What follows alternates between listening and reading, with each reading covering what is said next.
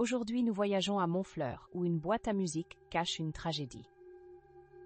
C'est un témoignage de Lucas. Bonjour à tous, je m'appelle Lucas D, j'ai 27 ans, et je suis passionné d'histoires d'horreur et de musique obscure.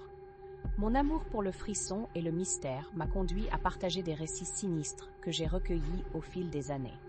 L'histoire que je vais vous raconter se déroule dans la petite ville de Montfleur, une communauté tranquille nichée au cœur des montagnes des Vosges en France, pendant l'été de 2022. Montfleur est connu pour ses paysages pittoresques et ses festivals d'été, mais derrière cette façade charmante se cache une légende qui hantera à jamais les esprits de ceux qui l'entendent. Il y a quelques mois, j'ai été invité à la fête de la musique organisée par la ville. En flânant parmi les stands, j'ai remarqué un vieux vendeur d'objets antiques au fond d'une ruelle. Étrangement, sa boutique semblait un peu incongrue pour cet événement festif. À l'entrée, des vieilles affiches jaunies annonçaient des concerts masqués d'artistes tragiques, mais ce qui a vraiment attiré mon attention, c'était une magnifique boîte à musique en bois sculpté. Elle était ornée de motifs délicats et d'un petit signe mystérieux gravé dans un coin. La boîte émettait une mélodie mélancolique. Chaque note semblait vibrer dans l'air, touchant une corde sensible au fond de moi.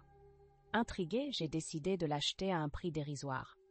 Le vendeur m'a regardé d'un air grave en me disant « Fais attention à cette mélodie, elle connaît des secrets, mais elle peut aussi appeler des ombres. » J'ai ri, pensant que c'était une simple légende pour faire vendre.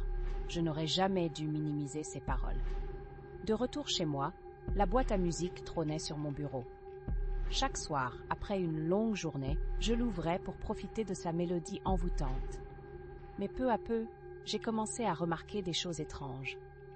La musique semblait changer selon mon humeur, et parfois, j'entendais des chuchotements en arrière-plan, des voix familières mais indiscernables.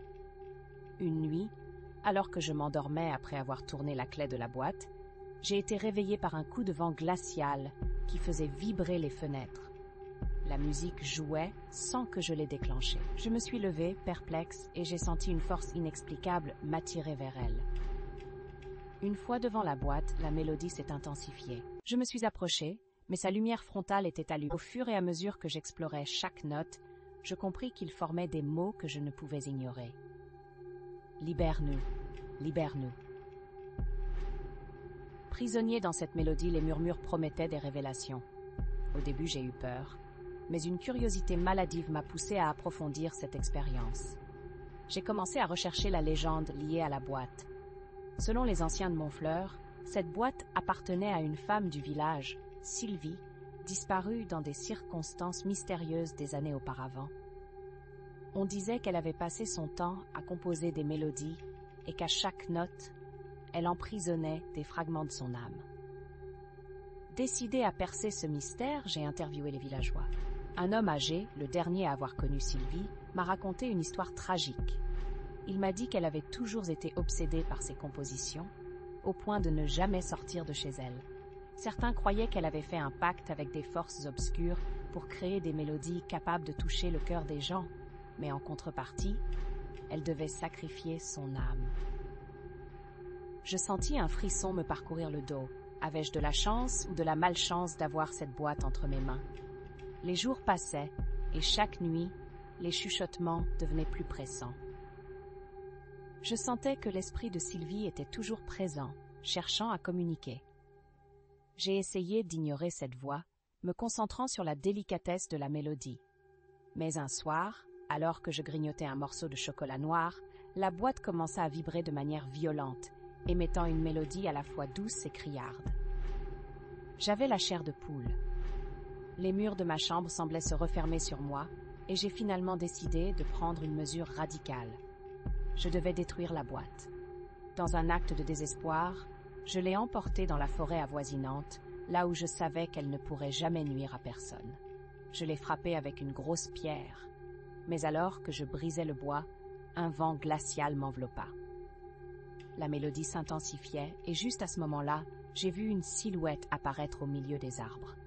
C'était Sylvie, ses yeux brillants d'une lumière surnaturelle, elle me fixait avec une expression de désespoir et de détermination. Ne me libère pas, Lucas. Ne brise pas ce que j'ai construit, hurla-t-elle.